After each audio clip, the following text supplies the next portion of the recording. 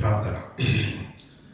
కరుణా సంపూర్ణమైన దేవ, కృపావంతుడైన మా తండ్రి, మరొక తరుణాన్ని మాకు అనుగ్రహించి తండ్రి, ఈ సాయంకాలం వేళ తండ్రి మీ సన్నిధిలో మీ పిల్లలుగా తండ్రి ప్రణమిల్లే వాక్యం ముందు ప్రణమిల్లే భాగ్యాన్ని మాకు అనుగ్రహించినందుకు వందనాలు తండ్రి. మీ వాక్కుల చేత మా హృదయాలను సరిచేయండి తండ్రి. విన్న మాటలు నిష్ప్రయోజనం కాకుండా విన్న మాటలు తండ్రి మా హృదయాలను మార్చలాగున్న తండ్రి కృపను అనుగ్రహించవలసిందిగా వేడుకుంటూ, దీనుడనైనా నేను మీ పక్షాన నిలబడి మాట్లాడబోతుండగా తండ్రి, పరిశుద్ధాత్మ దేవుని సాయం చేత నన్ను బలపరిచి మీ పిల్లల హృదయాలను తండ్రి మీ వైపు త్రిపగలుగుటకు కావలసినటువంటి శక్తిని, బలాన్ని, ఆత్మ నడిపింపును నాకు అనుగ్రహించవలసిందిగా వేడుకుంటూ క్రీస్తునామని ప్రార్థన అడిగి వేడుకుంటాము పరమ తండ్రి, ఆమేన్. ప్రియులారా, ఎఫెసీయులకు రాసిన పత్రిక 4వ అధ్యాయం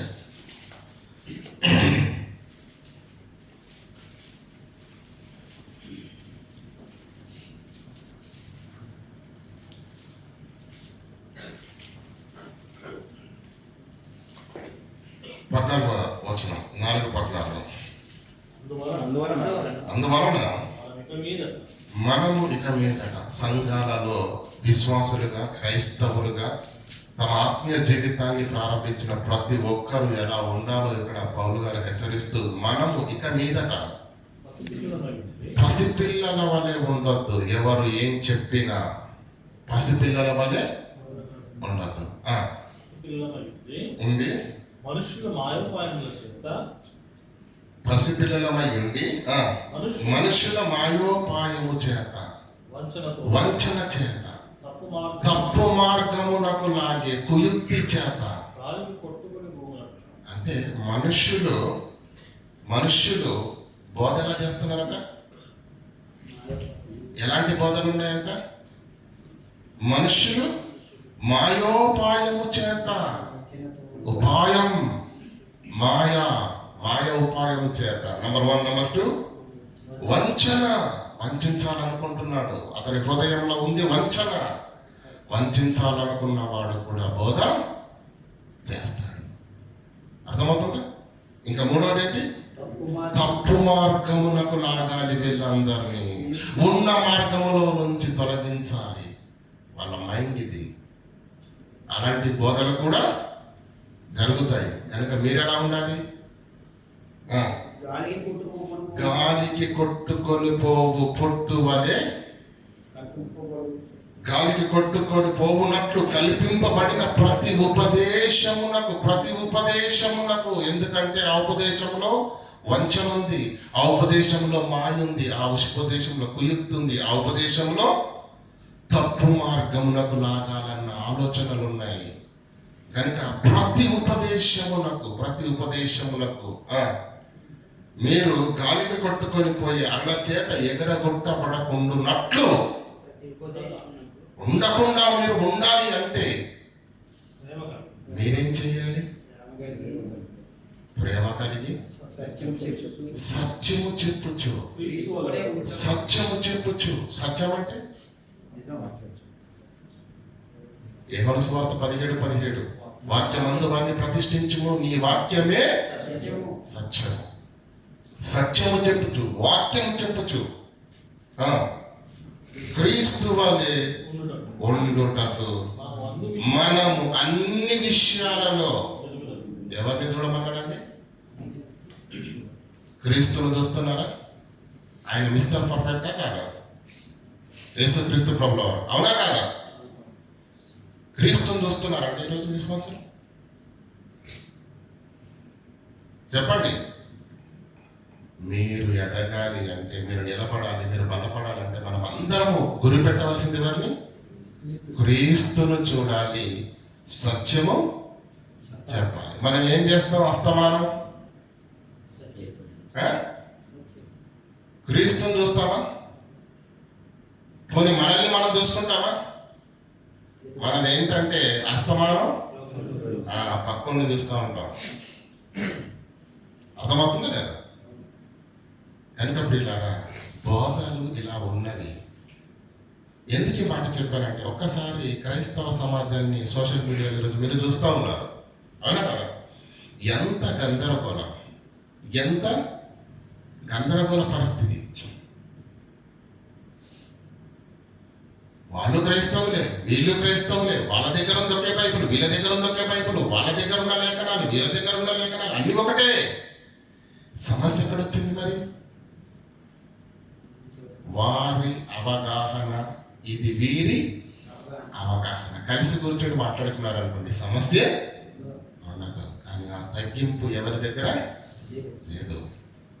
నేను అనుకున్నదే రైట్. ఏమండి, దానికి వ్యతిరేకంగా మరి కొన్ని లేఖనాలు ఉన్నాయి అన్నప్పుడైనా ఒప్పుకుంటారా? లేదు. తను అనుకున్న దాన్ని బలపరచడానికి ఇంకా ఇంకా ఇంకా లేఖనాలను తవ్వుతూ ఉంటారు.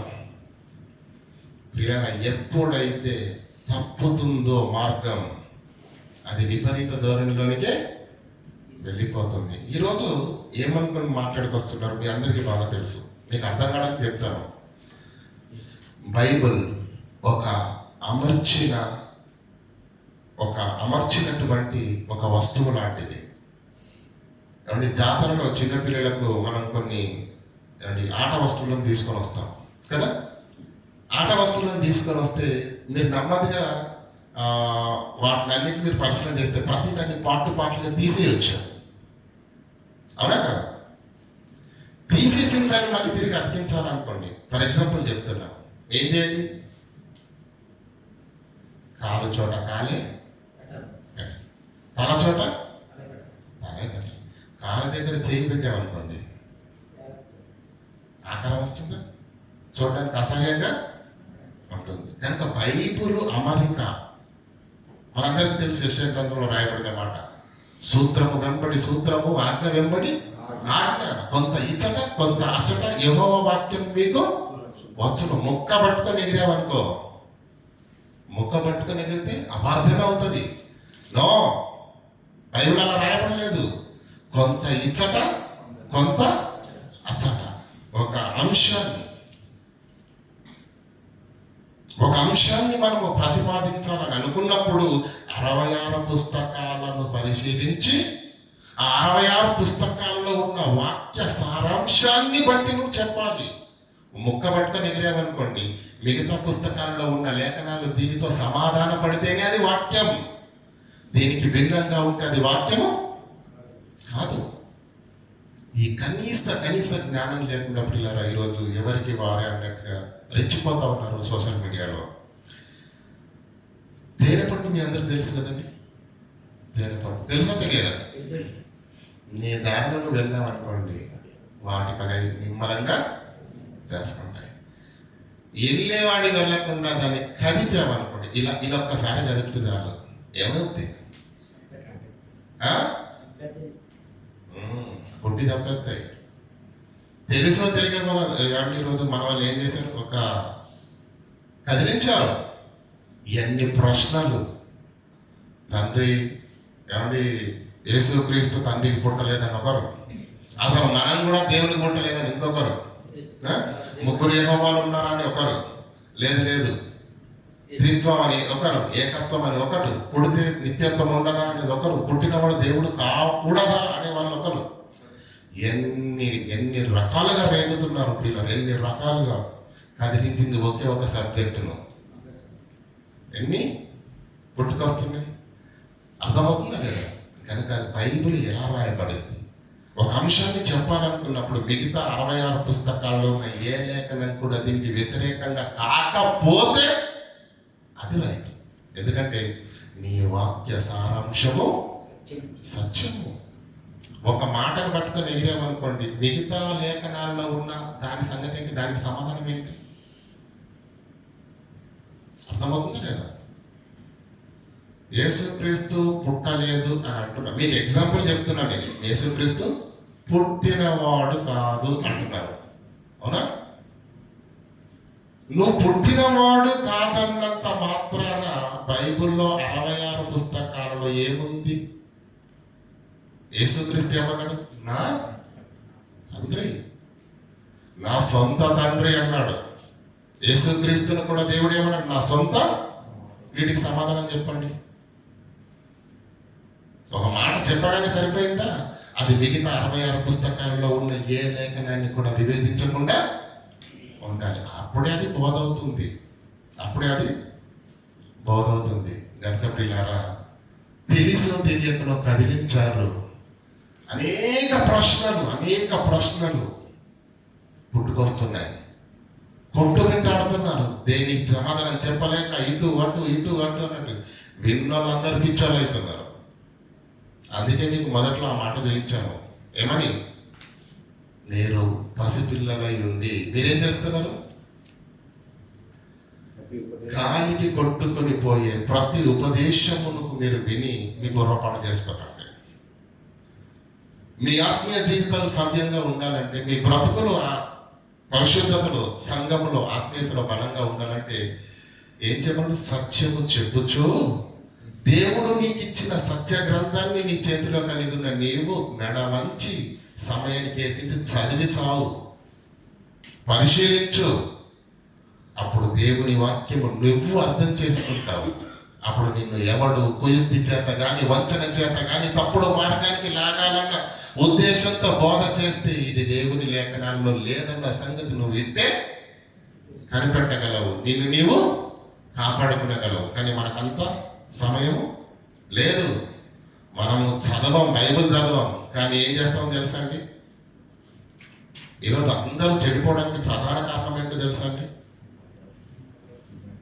సంఘానికి వెళ్ళి బోధ విని మనకున్న సమయంలో ప్రార్థన చేసుకుంటూ, ఎదుటి వారి కొరకు ప్రార్థన చేస్తూ, మనకున్న సమయంలో వాక్యాన్ని పరిశీలిద్దాము, బైబిల్ను చదువుదాము, అది లేదు. ఈరోజు ఏమైందో తెలుసా? అందరూ యూట్యూబ్ భక్తులేనండి. యూట్యూబ్ అంటే ఏంటో తెలుసా? తెలుగులో ఏమంటారండి యూట్యూబ్ని? చాలా దరిద్రంగా ఉంటుంది మాట్లాడితే.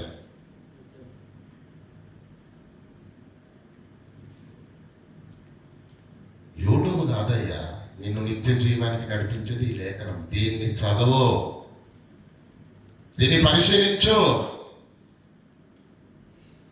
అప్పుడు నువ్వు జ్ఞానంలో బలపడతావు. అది లేదు, ఏది కనిపిస్తుంది, గంటలు ఫోన్ చూడొస్తుంది, గంటలు ఫోన్లో మాట్లాడొస్తుంది, గంటలు స్నేహితులతోటి పాత కహానీలు చేస్తుంది. అవునా కదా? వాక్యం అనేసరికి పురుటి నొప్పులు వస్తాయి.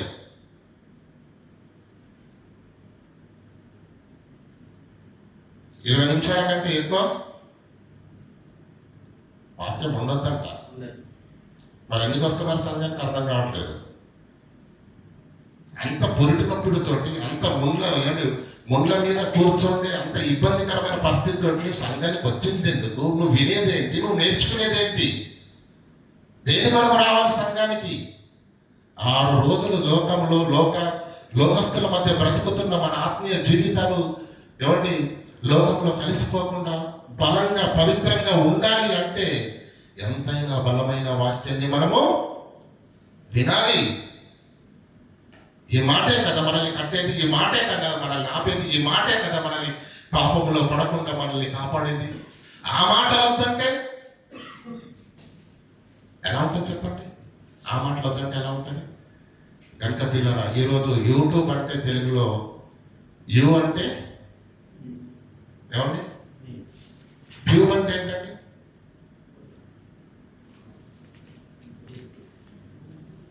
మనము వాక్య లేఖనానుసారమైన భక్తులం కావాలి. యూట్యూబ్ అంటే అది చండాలమైన పదం. ఈరోజు అందరూ దౌర్భాగ్యంగా మారిపోవడానికి కారణం అదే. ఎందుకంటే అందుబాటులో అన్నీ ఉన్నాయి కనుక మనకు అసలైంది. నేను చెప్తున్నాను కదా, యూట్యూబ్లోకి వెళ్ళి తలబెట్టారా మీ బుర్ర పిచ్చెక్కిపోతే తప్ప మీరు ఆత్మీయంగా బలపడిన వారు కాదు. కనుక పిల్లలు ఆలోచన చేయండి. ఈరోజు వెళ్ళినటువంటి ఈ ఎప్పుడైతే ఈ విపరీత ధోరణి సోషల్ మీడియాలో ఉందో, ఈరోజు పుట్టుకొచ్చిన ఒక భయంకరమైన సిద్ధాంతాలు, ప్రశ్నలు అనేకం ఉన్నాయి. దాంట్లో ఒక్కటి మీతో పంచుకోవాలని ఆశపడుతున్నాను. వాళ్ళు ఏమంటున్నారంటే, పాత నిబంధనలో ఉన్న యెహోవా, కొత్త నిబంధనలో ఉన్న తండ్రి ఒక్కరు కాదు. ఏంటడా? పాత నిబంధనలు మనకు ఎవరు కనిపిస్తారండి? యెహోవా కనిపిస్తాడు. కొత్త నిబంధనలో ఒక్క చోట అయినా యెహోవా అన్న పేరుందా? ఉందా? మాట్లాడండి. తిన్నారా లేదా? భోజనం చేశారా? యెహోవా అనే పేరు కొత్త నిబంధనలో లేదు. కనుక ఈ రోజు అందరూ పొరబడుతున్నారు. ఈ తండ్రి యెహోవాని పొరబడుతున్నారు. కానీ ఈ తండ్రి వేరు, ఆ యెహోవా వేరు. ఇలా ఊరుకుంటే ప్రియులారా, రేపు మనల్ని దేవుని పిల్లలు కాదంటారు, రేపటి దిన మీరు క్రైస్తవులు కాదంటారు, రేపటి దిన మీరు మనిషే కాదంటారు. విపరీత దూరంలోకి వెళ్ళిపోతున్నారు. అయితే పాత నిబంధనలో ఉన్న యెహోవా, కొత్త నిబంధనలో ఉన్న తండ్రి ఒక్కరా కాదా? అది మనకు అర్థమైతే యేసుకు తండ్రికి ఉన్న బంధం ఏంటో క్లియర్గా మనకు అర్థమవుతుంది. ఆలోచన చేద్దాం ప్రియులారా. ఆదికాండము 17వ అధ్యాయము 7వ మొదటి వచనాన్ని చదువుకుందాం. చాలా జాగ్రత్తగా రాసుకోండి. కొన్ని వచనాలు రెఫరెన్స్లు ఎక్కువ ఉంటాయి, కానీ ప్రతిదీ ఆయుధమే కనుక మీకు అది అవసరం. రేపటి దినాన ఎవరు మీ ఆత్మీయ జీవితాలను, విశ్వాసాన్ని కదిలించే బోధ చేసినా మీరు పడిపోకుండా ఉండటానికి నేను ఇస్తున్నటువంటి ఈ ప్రతి ఆయుధాన్ని మీరు తీసుకోండి. ఆదికాండం 17 మొదటి వచనం. అబ్రహాము 99 ఏళ్ల వాడైనప్పుడు యెహోవా అతనికి ప్రత్యక్షమై, ఏమండి, దేవుడు తన్ను తాను భక్తులకు ఎలా పరిచయం చేసుకుంటున్నాడు, ఏమని పరిచయం చేసుకుంటున్నాడు మీరు చూడాలి. ఇక్కడ చదవండి మరలా. నేను సర్వశక్తిగల దేవుడును. అబ్రహాము 99 ఏళ్ల వాడు అయినప్పుడు యెహోవా అతనికి ప్రత్యక్షమై, తన్ను తాను ఎలా పరిచయం చేసుకుంటున్నాడు చూడండి. నేను సర్వశక్తి గల దేవుడను. ఇక్కడ ఏమంటున్నాండి? నేను, అర్థమవుతుందా లేదా? నేను సర్వశక్తి గల దేవుడను. అలాగే 28వ అధ్యాయం దయచేసి, లేదా 25 మొదటి వచనం చదవండి. 25వ అధ్యాయం అంటే ఇది ఎవరు పరిచయం చేస్తున్నారు? ఎవరికి పరిచయం అవుతున్నారు? దేవుడు అబ్రహాము గారికి తను తాను పరిచయం చేసుకుంటున్నాడు. అవునా? ఆదికాండం 25వ అధ్యాయం చూడండి. అబ్రహాము మరలా ఒక స్త్రీ వివాహం చేసుకున్నాడు. ఆమె పేరు కెతూరా. ఆదికాండం 28 చదవండి దయచేసి. 28వ అధ్యాయం 1 నుంచి 4 చదువుకుందాం. 28:4. ఇస్సాకు యాకోబును పిలిపించి నీవు కనాను కుమార్తెలలో యువతులను వివాహము చేసుకొనకూడదు. నీవు లేచి పద్దనరాములో ఉన్న నీ తల్లికి తండ్రి అయిన బెతునేలు ఇంటికి వెళ్ళి 3వ వచనం చదవండి. మీరు 2 నుంచి చదవండి. నీవు లేచి పద్దనరాములో ఉన్న నీ తల్లికి తండ్రి అయిన బెతూయేలు ఇంటికి వెళ్ళి అక్కడ నీ తల్లి సహోదరుడగు లాబాను కుమార్తెలలో ఒకదానిని వివాహము చేసుకొనుము అని అతని ఆజ్ఞాపించి, సర్వశక్తి గల దేవుడు నిన్ను ఆశీర్వదించి. నన్నెవరు ఆశీర్వదించారు? అంటే అబ్రహాం ఎవరికి చెప్తున్నాడు? తన కుమారుడికి చెప్పేనే కదా. ఇస్సాకు ఇప్పుడు ఎవరికి చెప్తున్నాడు? యాకోబుకు చెప్తున్నాడు. ఏమని? సర్వశక్తి గల దేవుడు నిన్ను ఆశీర్వదించి నీవు అనేక జనములగునట్లు నీకు సంతానాభివృద్ధి కలగజేసి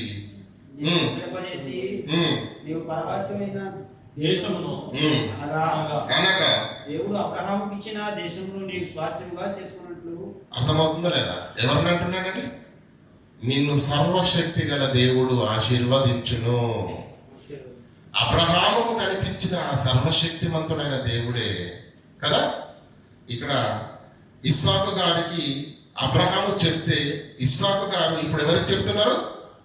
యాకోబుకు చెప్తున్నాడు. అలాగే 35వ అధ్యాయం తీయండి దయచేసి, లేదంటే 26, 2-3 వచనాలు చదవండి. 26, 2-3 వచనాలు.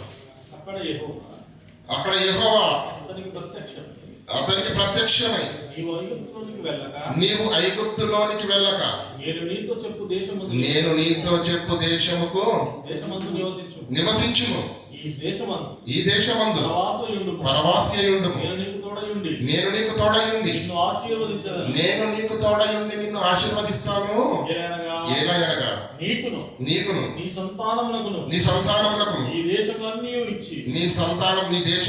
ఇచ్చి నీ తండ్రి అయిన అబ్రహాముతో నేను చేసిన ప్రమాణమును నెరవేరుస్తాను. నేనెవరిని? సర్వశక్తి గల దేవుడిని. నీ తండ్రి అయిన అబ్రహాముకు నేనేం చేశాను? ఈ దేశాన్ని స్వాస్థంగా ఇస్తానని ప్రమాణం చేశాను. అదే మాట నీకు నేను జ్ఞాపకం చేస్తున్నాను. అదేవిధంగా 35వ అధ్యాయం చేయండి. 35వ అధ్యాయం 9వ వచనం. అబ్రహాము ఇస్సాకు చెప్పాడు, ఇస్సాకు యాకోబుకు చెప్పాడు. యాకోబు పద్దనరాము నుండి వచ్చుచుండగా దేవుడు తిరిగి అతనికి ప్రత్యక్షమై అతనిని ఆశీర్వదించి యాకోబు తోటి మాట్లాడుతున్నాడు దేవుడు. అంటే అబ్రహాము తోటి మాట్లాడిన దేవుడే ఇస్సాకు తోటి మాట్లాడిన దేవుడే యాకోబు తోటి కూడా మాట్లాడుతున్నాడు. చూడండి, యాకోబు పద్దనరాము నుండి వచ్చుచుండగా దేవుడు తిరిగి అతనికి ప్రత్యక్షమై అతనిని ఆశీర్వదించెను.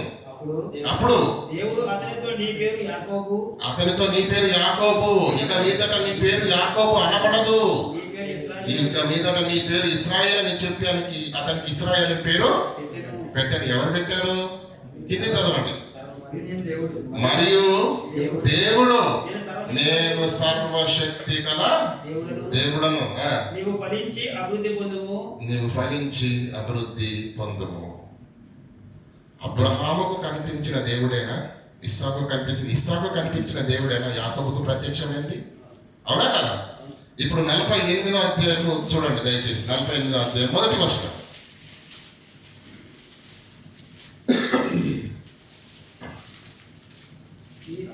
ఈ సంగతులైన తర్వాత ఇదిగో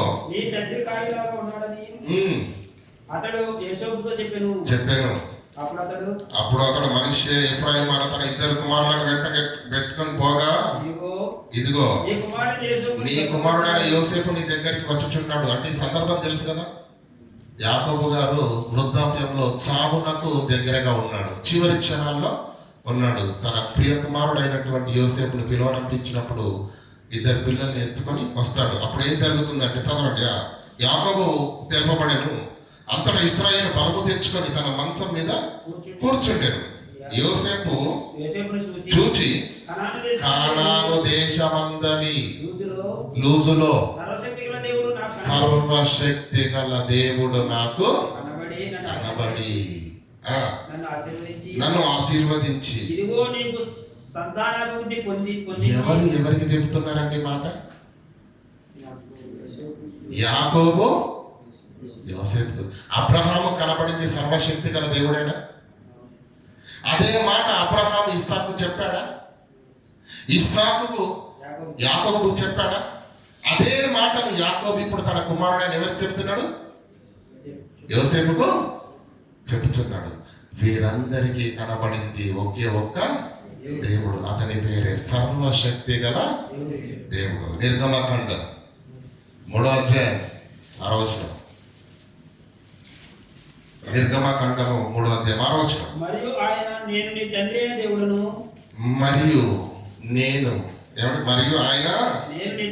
దేవుడను. తెలుసు కదండి, ఈ పొదలో దర్శనం కలుగుతున్నప్పుడు కదా, మనందరికి తెలుసు కదా ఈ సందర్భం. అందుకే అప్పుడు దేవుడు మాట్లాడుతున్నాడు ఏమని అంటే, నేను నీ తండ్రి దేవుడను. అబ్రహాముకు కనిపించిన దేవుడను నేనే, ఇస్సాకుకు కనిపించిన దేవుడను నేనే, యాకోబుతో మాట్లాడిన దేవుడను కూడా నేనే అని చెప్పగా అర్థమవుతుందండి. అంటే అబ్రహాముతో, ఇస్సాకుతో, యాకోబుతో మాట్లాడిన ఆ సర్వశక్తి గల దేవుడే మోషే గారితో కూడా మాట్లాడుతున్నాడు. అవునా కదా? 13వ వచనం చూడండి. 13వ వచనం. మోషే సిద్ధగించుము, నేను ఇశ్రాయేలు యొద్దకు వెళ్ళి వారిని చూచి మీ పితరుల దేవుడు నీ పితరుల దేవుడు అంటే అబ్రహాము దేవుడు, ఇస్సాకు దేవుడు, యాకోబు దేవుడు. పితరుల దేవుడు అంటే అంతే కదా. మీ యుద్ధకు నన్ను పంపానని చెప్పమనగా వారితో చెప్పగా వారు ఆయన పేరు ఏమని అడిగిన ఎడల వారితో నేనేం చెప్పవాలని దేవుడిని అడిగిన. అందుకు దేవుడు నేను ఉన్నవాడను అనువాడనై ఉన్నాను. సర్వశక్తి గల దేవుడిగా తను తాను పరిచయం చేసుకున్న దేవుడు ఇక్కడ ఏమంటున్నాడు? నేను ఉన్నవాడను అనువాడనై ఉన్నాను. 15వ వచనం చదువుకుందాం. మరియు దేవుడు మోషేతో ఇట్లా నీ పదాన్ని అండర్లైన్ చేసుకోండి. మీ పితరుల దేవుడైన యెహోవా అనగా అబ్రహాము దేవుడు, ఇస్సాకు దేవుడు, యాకోబు దేవుడునైన నేను యెహోవా నీ యొద్దకు నన్ను పంపెను. నీవు ఇశ్రాయేలుతో చెప్పవలెను. నిరంతరము నా నామము ఇదే కదా. నిరంతరము నా నామము ఇదే. ఆరోగ్యం తీయండి ఒకసారి. ఆరోగ్యం 2వ వచనం.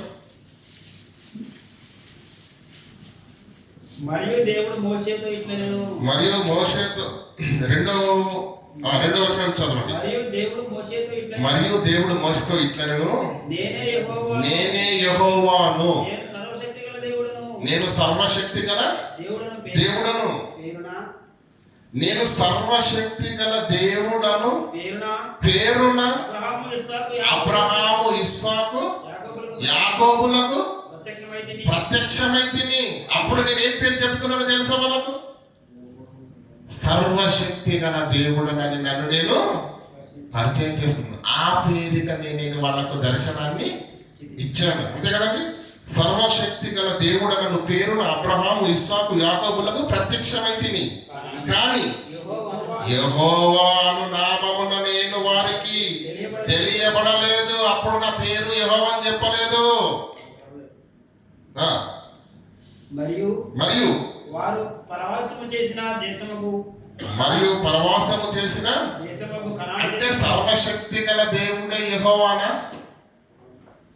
అర్థమవుతుందా లేదా క్లియర్ గా? సర్వశక్తి గల దేవుడే యెహోవా. ఆయన చెప్తున్నాడు ఇక్కడ, నేను అబ్రహాము, ఇస్సాకు, యాకోబులకు సర్వశక్తి గల దేవుడు అనే నామములో పరిచయం అయ్యాను. కానీ నా పేరు యెహోవా అని వారికి తెలియబడ లేదు. కానీ ఇప్పుడు నేను నీకు రివీల్ చేస్తున్నాను మోషే. నా పేరేంటి? యెహోవా, ఉన్నవాడు, అనువాడు. ఇక్కడి నుండి అండి మలాకి గ్రంథం వరకు ఎప్పుడు ఎక్కడ మాట్లాడినా యెహోవా యెహోవా యెహోవా యెహోవా యెహోవా అనే ఉంటది. అర్థమవుతుందా లేదా? ఇప్పటి వరకు దేవుడు తను తాను ఎలా పరిచయం చేసుకున్నాడో చూశారు. తను తాను దేవుడు ఎలా పరిచయం చేసుకున్నాడో చూశాడు. ఒకసారి యెహెజ్కేలు గ్రంథానికి రండి దయచేసి. లేదంటే నిర్గమకాండం తీయండి. నిర్గమకాండము 25వ వచనం.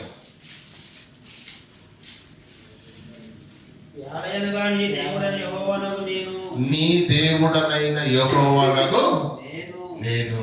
ఓకే, సరిపోతుంది. ఈ యెహెజ్కేలు చదవండి. యెహెజ్కేలు 34:30.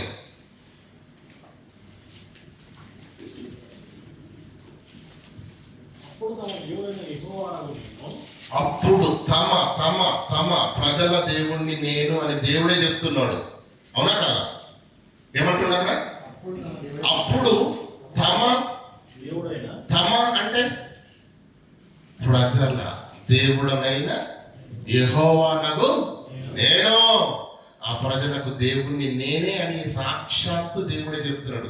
నేను ఇక్కడ చూపిస్తున్న లేఖనాలు, ఆధారాలు పిల్లల ప్రపంచంలో ఏ వితండవాదం చేసేవారు కూడా కాదనలేని మాటలు మీకు చూపిస్తున్నాను. ఎందుకంటే యెహోవా అనే పేరు కొత్త నిబంధన లేదు కనుక ఈ తండ్రి యెహోవాని మీరు పొరపడుతున్నారని ఈరోజు పుట్టుకొస్తున్న ఈ అబద్ధ బోధ ఎంత భయంకరమైనదంటే దాన్ని ఎదుర్కోవాలంటే బలమైన లేఖనాలే మనకు కావాలి.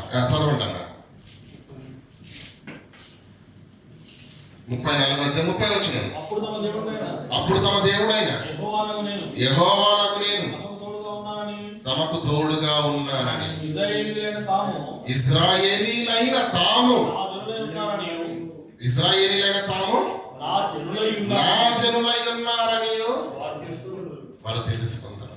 అంటే దేవుడు యెహోవానైన దేవుడినైన నేను వారికి దేవుడును అన్నాడు, వాళ్ళే నా ప్రజలని కూడా అన్నాడు. అవునా? యెషయా గ్రంథం తీయండి దయచేసి ఒకసారి 43వ అధ్యాయం 3వ వచనం. యెషయా గ్రంథం 43వ అధ్యాయం 3వ వచనం.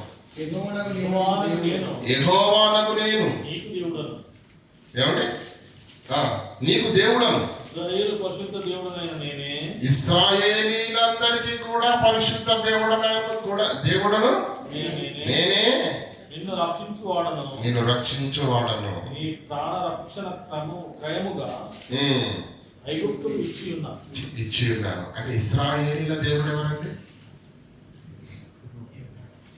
కాబట్టి మా అన్నకు తెలియదని మీరు అనుకుంటున్నారేమో. తెలియడం వేరు, సమస్య వచ్చినప్పుడు ఎదుటి వాడి నోరు మూయించాలి నిరూపించి లేఖనాలతోటి. అది కావాలి. మనకు అన్నీ తెలుసు. చెప్పండి, పాత నిబంధనలో ఉన్న యెహోవానే కొత్త నిబంధనలో ఉన్న తండ్రి? చెప్పండి, ఒక్క ఆధారం చూపించండి. ఒక్క ఆధారం చూపించగలరా? ఈ మౌనం ఛేదించాలంటే ఈ లేఖన ఆధారాలు మనకు కావాలి. ప్రశ్నించేవాడు ఎప్పుడు ఉంటాడో మనవాడు అనుకోవడానికి వీలు లేదు. ఎక్కడున్నారంటండి వాళ్ళంతా? వంచనతోను, కుయుక్తితోను, తప్పుడు మార్గానికి నాకు బోధనలు చేసేవాళ్ళు ఎక్కడున్నారండి? బయట సమాజంలో ఉన్నారా? వాడు తెల్ల బట్టలు వేసుకొని వస్తాడు, మన వాడి చేతిలో బైబిలే ఉంటుంది. అర్థమవుతుందా లేదా? కనుక 15వ వచనం చదవండి ఒకసారి. యెహోవానగు నేనే మీ పరిశుద్ధ దేవుడను. హోషేయ గ్రంథం తీయండి. హోషేయ గ్రంథము 13వ అధ్యాయం 5వ వచనం.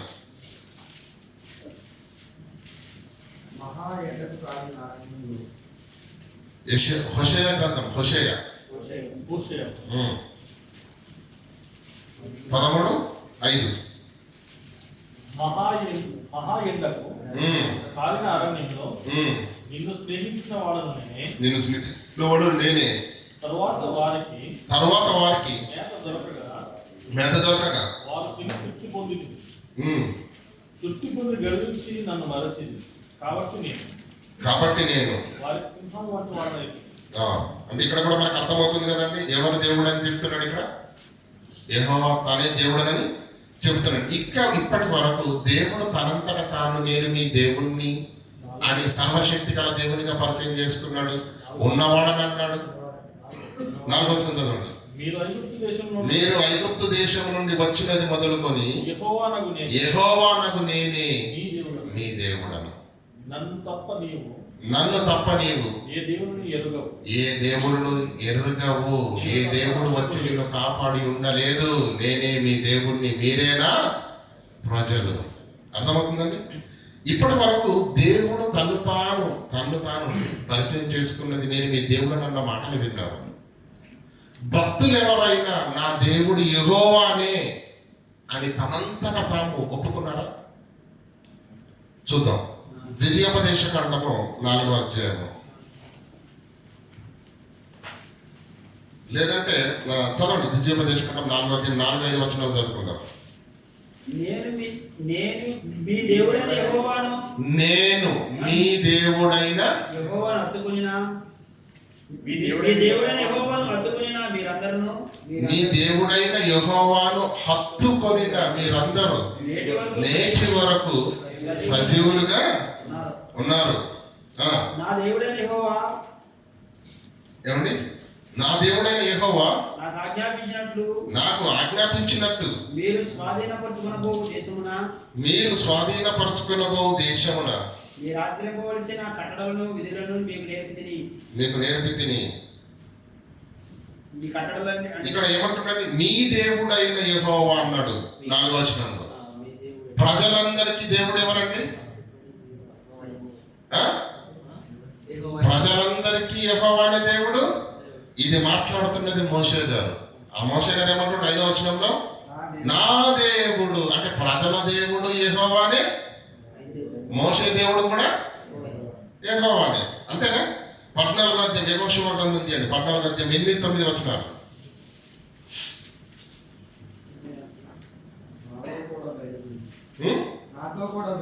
నాతో కూడా బయలుదేరి వచ్చిన నా సహోదరులు జనుల హృదయములను నేను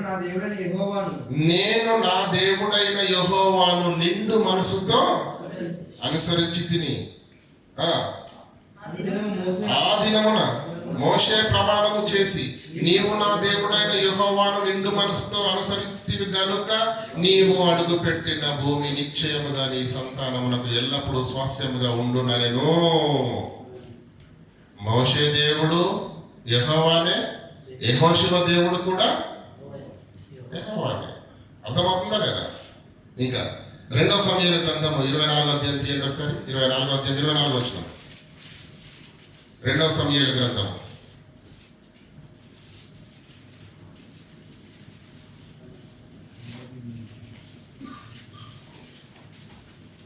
24వ అధ్యాయం 24 వచనం.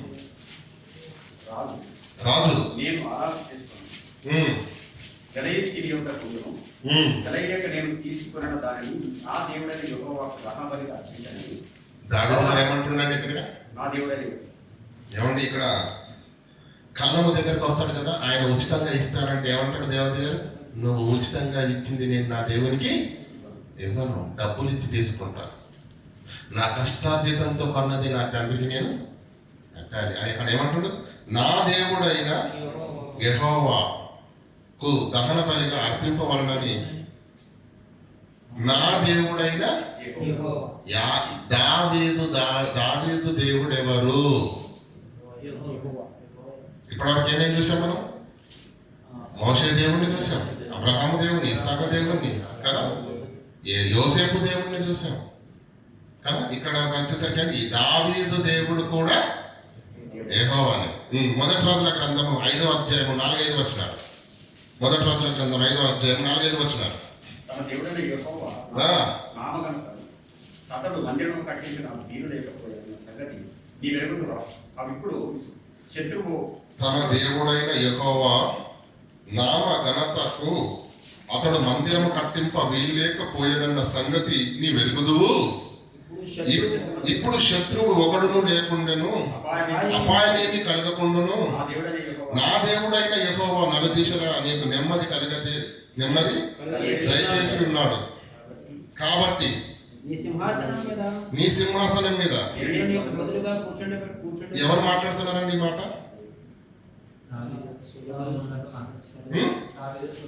దావీదు గారు ఏమంటున్నాడు? 4వ వచనము, తన దేవుడైన యెహోవా నామ ఘనత కొరకు తండ్రి మాటను వృత్తాంతాన్ని ఎత్తి ఇక్కడ ఏం మాట్లాడుతున్నాడు? దావీదు దేవుడు యెహోవానే. ఇంకా కాబట్టి ఈ సింహాసనం మీద నేను నీకు బదులుగా కూర్చున్నబెట్టు నీ కుమారుడు అంటే సొలొమోను నా నామ ఘనత కొరకు మందిరము కట్టించినని యెహోవా నా తండ్రి అయిన దావీదుకు సెలవిచ్చినట్లు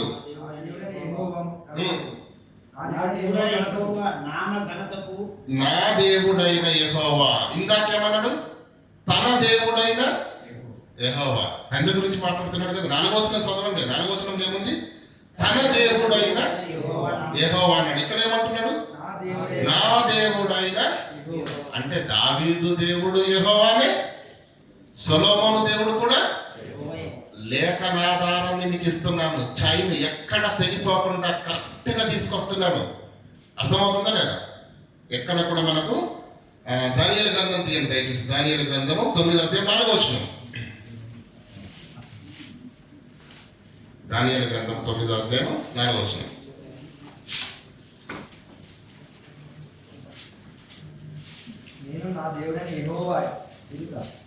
నేను ఎవరు మాట్లాడుతున్నారండి మాట?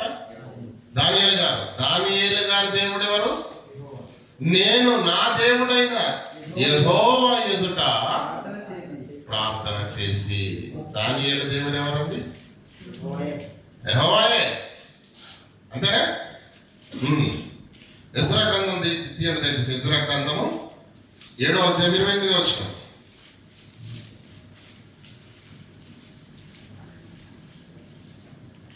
ఏదో మందిరానికి వెళ్ళి 2 జోకులు వేసి ఏమండి 4 పిట్ట కథలు చెప్పి మిమ్మల్ని నవ్వించి కవ్వించి కదా కూర్చోబెట్టి నిల్చోబెట్టి అబ్బా 20 నిమిషాలలో ఆమె అన్నాడు అనుకోండి. ఎంత మంచి ప్రసంగం చేశారండి బాబు ఈరోజు పాస్టర్ గారు. మనకు అవి నచ్చుతాయి. మీకు నచ్చేటట్టుగా ఉంటే మీరు ఆత్మీయంగా బలపడలేరు. కష్టమైన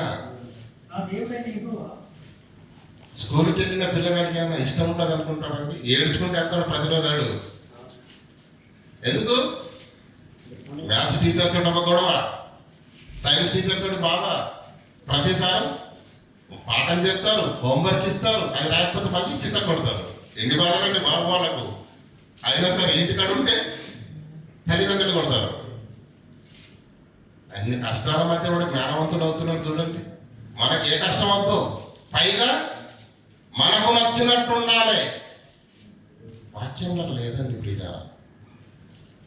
వాక్యాన్ని వినాలి, నేర్చుకోవాలి, కష్టపడాలి. కష్టపడింది ఏది రాదు, మనకు బాగా తెలుసు ఆ విషయం కదా. చదవండి 7వ అధ్యాయం 28వ వచనం. నా దేవుడైన యెహోవా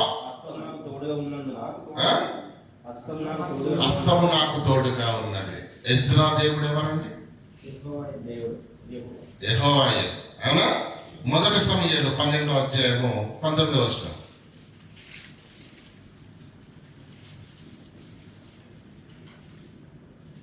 12వ అధ్యాయం 19వ వచనం. 1 సమూయేలు.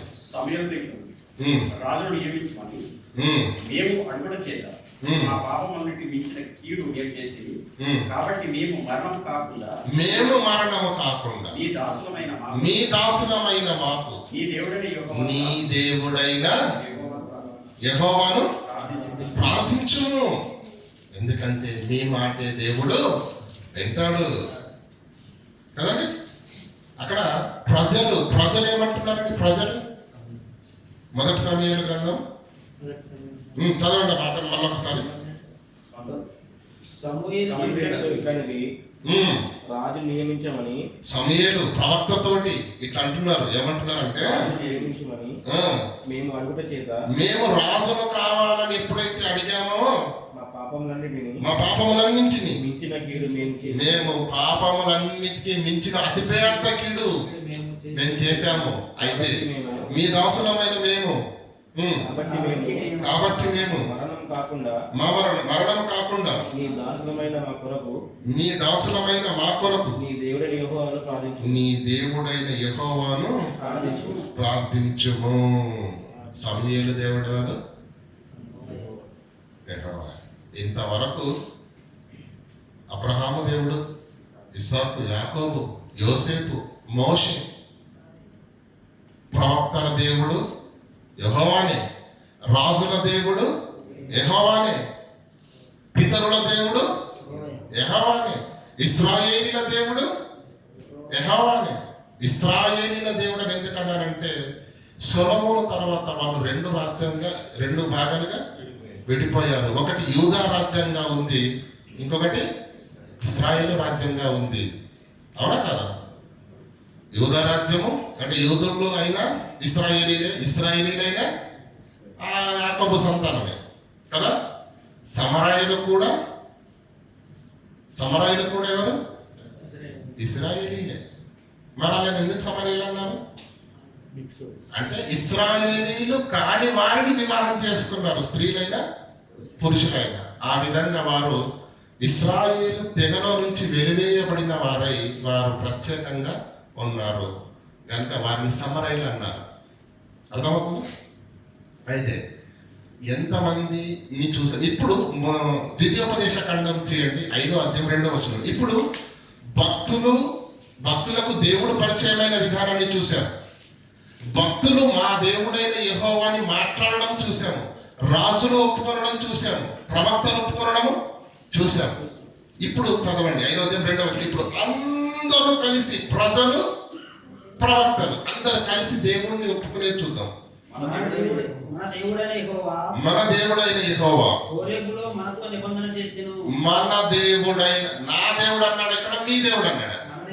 మన దేవుడు, ప్రవక్తనైన నాకు యెహోవానే దేవుడు, ప్రజలైన మీ అందరికి కూడా యెహోవానే దేవుడు. మన దేవుడైన యెహోవా హోరేబులో మనతో నిబంధన చేసెను. హోరేబులో మనతో నిబంధన చేసెను. యెహోవా యెహోవా మన పితరులతో కాదు, యెహోవా మన పితరులతో కాదు, ఉమ్, నేడు ఇక్కడ సజీవులమై ఉన్న మనతోనే నేడు ఇక్కడ సజీవులై ఉన్న మనతోనే ఈ నిబంధన చేసెను. ఈ నిబంధన చేసెను. మన రాయబడి చూడండి కదా. ద్వితీయోపదేశ కాండం 6వ అధ్యాయం 4వ వచనం చదవండి. ఇశ్రాయేలు వినుము. మన దేవుడైన యెహోవా ఆ పదాన్ని అండర్లైన్ చేసుకోండి. మన అన్నాడా, లేకపోతే మీ దేవుడు అన్నాడా, లేకపోతే నా దేవుడు అన్నాడా? మన ప్రజలైన మీకు, ప్రవక్తనైన నాకు, మనందరికీ దేవుడు ఎవరు? యెహోవాయే. జకరియా గ్రంథము 13వ అధ్యాయం 9వ వచనం.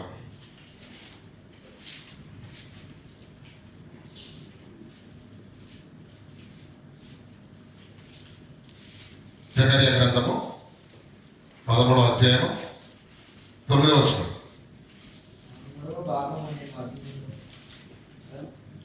ఆ మూడవ భాగము జకరియా గ్రంథము ఆ 3వ భాగమును ఉమ్, నేను అగ్నిలో నుండి వెండిని తీసి ఉమ్, శుద్ధపరచినట్లు శుద్ధపరచినట్లు శుద్ధపరచును.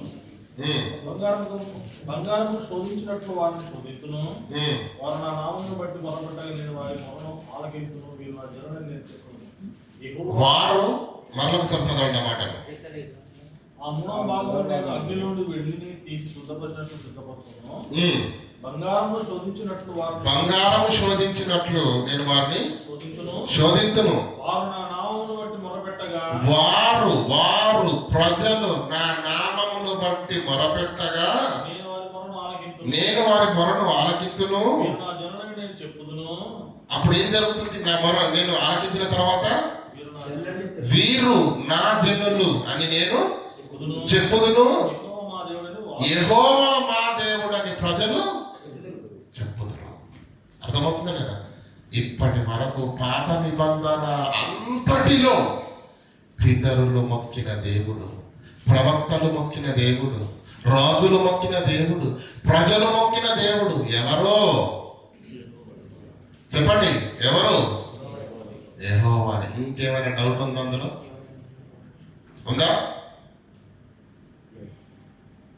కానీ ఈ యెహోవా అనే పేరు కొత్త నిబంధనలో లేదు. కొత్త నిబంధనలు ఏమనుంది? అపోస్తలులు ఎవరైనా ప్రస్తావించారా యెహోవా అనే తండ్రి అని? ప్రస్తావించలేదు. మరి ఎలా తెలుసుకోవాలి?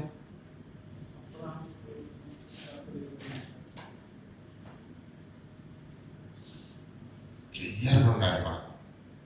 యేసుక్రీస్తు మాట్లాడుతున్నాడు చూడండి. యోహాను సువార్త 8వ అధ్యాయం 52వ వచనం.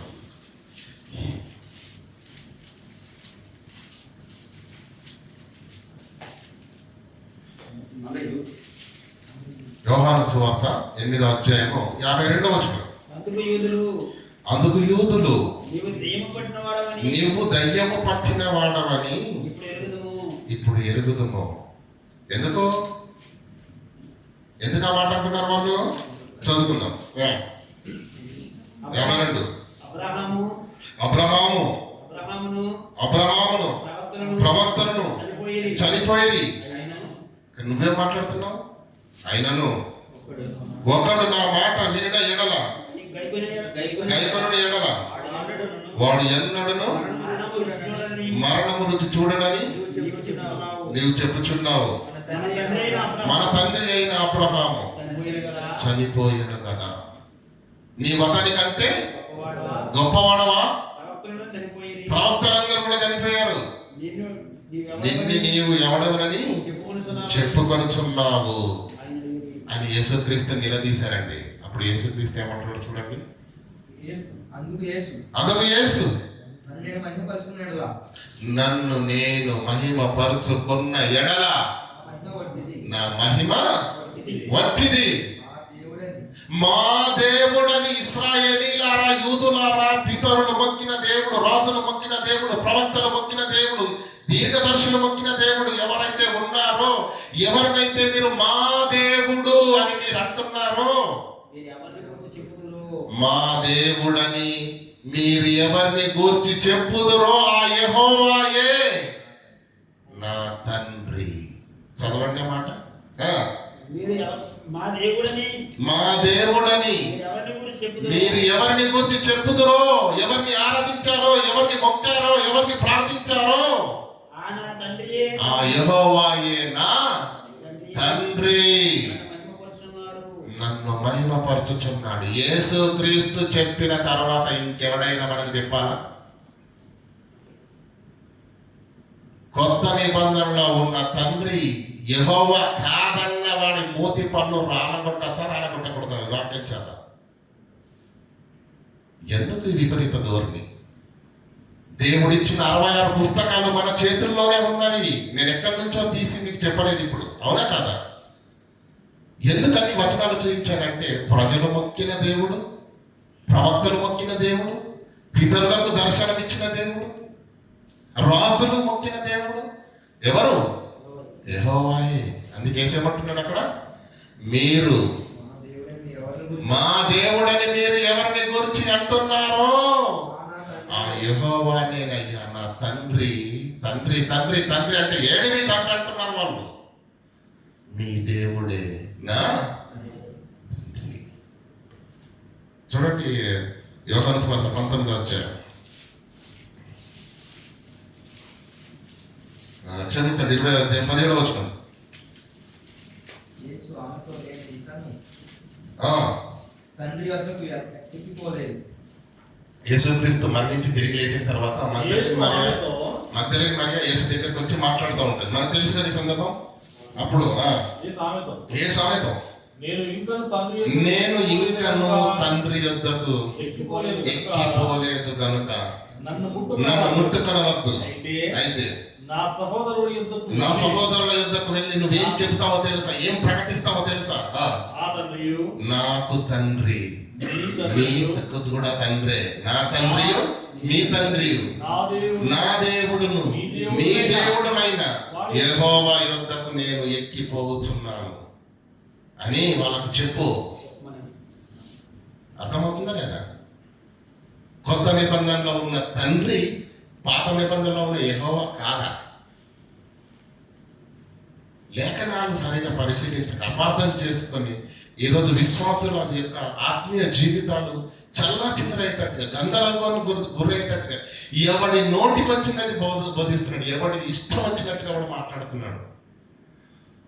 అర్థమవుతుందా లేదా? ముగ్గురు ఒకటేని ఒకరు, లేదు లేదు వేరు వేరుగా ఉన్నారని ఒకరు, తండ్రికి పుట్టలేదని ఒకరు, పుడితే దేవుడు ఎట్లయితాడని ఒకడు, పుడితే నిత్యత్వం ఎలా వస్తుందని ఒకడు. ఎవరికి వారే వారి బుర్రెలో పుట్టిన ఆలోచనకు పదును పెట్టి సమాజంలో తీసుకెళ్ళకూడదండి. ఆ విధంగా ఏమండి ఆత్మీయ జీవితాలు నాశనం అయిపోతాయి, గొంపలు తగలబడిపోతాయి ఆత్మీయ జీవితాలు. కనుక పిల్లరా, పరిశోధించి లేఖనాలలో ఏముంది, దేవుడు ఏమి రాయించాడు, యేసు క్రీస్తు నోట వచ్చిన మాట మనకు ప్రామాణికం. నంబర్ 1 అపోస్తలుడు చేసిన బోధ మనకు ప్రామాణికం. నంబర్ 2, నంబర్ 3 పరిశుద్ధాత్మ దేవుడు 66 పుస్తకాల్లో రాయించిన లేఖనము మనకు ప్రామాణికం. అది తప్ప లేనిది ఏది ఎంత అతుకు పెడదామన్నా, నువ్వు ఫెవికాలు వాడినా ఫెవికిక్కు వాడినా అది అతకదు, అది అతకదు. కనుక బైబిల్లో ఉన్నది తీయొద్దు, లేనిది కలపకూడదు. అది హెచ్చరించాడు మనకు ప్రకటన గ్రంథము, మనందరికీ బాగా తెలుసు కదా. కనుక ప్రియులారా, ఎన్నో బోధలు, ఇదే కాదు ఇంకా భయంకరమైన బోధలు పుట్టుకొస్తాయి క్రైస్తవ సమాజంలో. ఎందుకంటే ఎవడి ఆలోచన వాడిదే, ఎవడి ఉద్దేశం వాడిదే, వంచన, కుయుక్తి, తప్పుడు మార్గానికి లాగాలి, సంఘాలను చేయించాలి. నాకంటూ ఒక పేరు, నాకంటూ ఒక ప్రత్యేకత ఉండాలి, ఫాలోవర్స్ పెరగాలి, సబ్స్క్రైబర్స్ పెరగాలి. ఈ రోగం అందరికీ ఉంది ఈరోజు. ఇదంతా జరగాలంటే కొత్తది చెప్పాలి. అందరూ చెప్పిన 2 2 4 అన్నట్టు నేను చెప్తే ఎలా ఉంటుంది? అందరూ నన్ను చూడాలి అంటే ఏం చెప్పాలి? నేను కొత్తది చెప్పాలి. అది ఉండేదైనా ఊడిపోయేదైనా, అందరినీ పాతలను నడిపించేదైనా సరే కొత్తది చెప్పాలి. ఏదెచ్చ పట్టణంలో ఉన్న వాళ్ళు ఎలా ఉన్నారటండి? ఏదో ఒక కొత్త సంగతి చెప్పుట ఎందును వినుట ఎందును ఆసక్తి గలవారు. ప్రజలకు కూడా ఏం రోగం అంటే పిల్లరా, వాక్యమా ఏమంటే ఒక పాఠం నీకు చెప్పాను, దాన్ని రెండోసారి చెప్పాను అనుకోండి, ఒక 2 వారాల తర్వాత వింటారా? మీరు వింటారా? కొత్తది కావాలి మాకు. పాఠం మేము వింటామా, వినమా, నేర్చుకుంటామా, రాసుకుంటామా, వదిలే. మాకు మాత్రం కొత్తది వినడానికి కొత్తది అయితేనే మాకు వినసొంపుగా. కనుక ప్రియులరా, కొత్తది అనేది నా ఉద్దేశం ఏంటంటే ప్రియులరా, లేఖనాల్లో లేనిది చెప్పకూడదు. లేఖనాలకు విరుద్ధమైనది బోధ చేసి మనము క్రీస్తు యుద్ధకు వచ్చి బాప్తిసం తీసుకొని ఆయన రక్తంలో కడగబడి నూతన జీవితాన్ని, పరలోక ప్రయాణాన్ని ప్రారంభించినటువంటి మన ప్రయాణము మధ్యలో కుంటి పడిపోకుండా ఉండాలి అంటే ఏది పడితే అది వినకండి. ఏది పడితే అది వినకండి. ఎందుకంటే అర్థం కావట్లేదు వాళ్ళకి. ఇంకా తమ వేలుతో తమ కనున్నే పొడుచుకుంటున్నారు. గొప్ప సేవకులు అనబడిన వారు కూడా ఈరోజు ఈ డిబేట్ల వల్ల, ఈ వివాదాల వలన క్రీస్తునకు మహిమపరచబడుతుందండి? ఎవరి ఆత్మీయ జీవితమైన బలపడుతుందా? ఎవరైనా దేవుళ్ళు నిలబడుతున్నారా? నిలబడ్డ వాళ్ళు పడిపోకుండా ఉంటే చాలు. కనుక ప్రియులారా, అర్థం కావట్లేదు. ఇది సాతాను వేసిన కుట్ర. అసత్యం పైన పోరాడడం అని దేవుడు మనకు చెబితే అది పక్కన వెళ్ళిపోయింది. అసత్యం పైన, అబద్ధ బోధల పైన, క్రీస్తు వ్యతిరేకుల పైన, మత ఛాందస్సులవాదుల పైన దేవుని యొక్క మహాజ్ఞానం చేత మనము యుద్ధం చేయవలసినటువంటి మన పని పక్కన వెళ్ళిపోయింది. ఇప్పుడు ఏం జరుగుతుందో తెలుసా? సత్యం పైననే దాడి జరుగుతుంది. ఎక్కడి నుంచి? శత్రు దేశాల నుంచి కాదండి. ఎక్కడి నుంచి? కపట సహోదరుల వలనైన ఆపద. ఇది క్రైస్తవ్యానికి ఈరోజు ఈ శ్రమ ఎందుకు వచ్చింది? ఈ ఆదరణ ఎందుకు వచ్చింది? ఈ గందరగోళ పరిస్థితి ఎందుకు నిలబడింది? చెప్పండి. బయట వలన కాదు. కనుక మీరు జాగ్రత్త, మీ ఆత్మీయ జీవితాలు జాగ్రత్త. మన ఆత్మీయ జీవితాలను మనమే కాపాడుకోవాలి. దానికి దేవుడు ఇచ్చినటువంటి మహా ఆయుధమే దేవుని యొక్క వాక్యం. ఆ వాక్యాన్ని వినడానికి ఇష్టపడట్లేదు, ఆ వాక్యాన్ని చదవడానికి ఇష్టపడట్లేదు, ఆ వాక్యాన్ని నేర్చుకోవడానికి కూడా ఇష్టపడట్లేదు. ఏం చెప్తారు చెప్పండి? ఏదో సంఘానికి వెళ్ళి ఎక్కడో ఏదో చూసి వచ్చి ఇక్కడ మాకు 20 నిమిషాలు చాలా బ్రహ్మాండమైన వాక్యం చెప్పారంటే, అంటే వాక్యం వినే ఓపిక కూడా నీకు లేదు. వాక్యము గంట సేపు కష్టపడి వినడానికే నీకు పురిటి నొప్పులు వస్తే నువ్వు ఏం నిలబడతావు? నువ్వేం సేవ చేస్తావు? నువ్వేం కష్టపడతావు? దేవుని కొరకు నువ్వు దేన్ని భరించగలవు? అలాంటి వారు మనల్ని దేవుడు కోరుకుంటున్నది. ఒక పౌలు, ఒక పేతురు, అపోస్తలులు ఎలా సేవ చేశారో ఆ సమాజంలోకి వెళ్ళి బాధ్యతాయుతంగా ఆత్మల రక్షణ కొరకు, అనేకుల శ్రేయస్సు కొరకు మనము కష్టపడినా సరే ఇతరుల జీవితంలో వెలుగు నిండేటట్టుగా మన ఆత్మీయ జీవితం ప్రయాణము చేయాలి పిల్ల. ఆ విధంగా ఈరోజు సేవకులు ఎంతో మంది చేస్తూ ఉన్నారు. కొందరు ఆ సేవకుని యొక్క పదవికి కలంకాన్ని ఆపాదించే విధంగా కొంతమంది బ్రతుకులు ఉన్నారు. కానీ ఇంకా కొంతమంది తమ జీవితాలను కొవ్వొత్తి కరిగించుకుంటూ తమ వెలుగులో అనేక జీవితాలను వెలిగిస్తూ తమ త్యాగాలతో, తమ కష్టాలతో, తమ కన్నీళ్లతో, తన జేబులో ఉన్న రూపాయి అయినా సరే అది సంఘానికి పెట్టి సంఘం కొరకు ఆలోచిస్తూ కష్టపడి నిస్వార్థమైన సేవ చేస్తున్న సేవకులు ఎంతో మంది ఉన్నారు. అలాంటి వారందరికీ మరి నిండు వందనాలు తెలియజేయచ్చు. సేవకుల దినోత్సవ సందర్భంగా వారందరి యొక్క సేవ దేవుడు దీవించి ఆశీర్వదించి ఫలభరితంగా మారాలని మనసారా కోరుకుంటూ ఈ నా మాటలు ముగిస్తున్నాను. మీ అందరికీ వందనాలు తెలియజేస్తున్నాను. ప్రార్థన చేసుకున్నాను. కనికరం గల దేవ, కృపామతుడైన మా తండ్రి, మీ పాదాలకు వందనాలు. క్రొత్త నిబంధనలో ఉన్నటువంటి యెహోవా పాత నిబంధనలో ఉన్నటువంటి యెహోవా, క్రొత్త నిబంధనలో ఉన్నటువంటి తండ్రి ఒక్కరే కాదన్న వాగ్వేదానికి తండ్రి, మీ లేఖనాల ద్వారా పరిశీలించి తండ్రి సత్యమేంటో తండ్రి మీ పిల్లలకు స్పష్టంగా చూపించాను.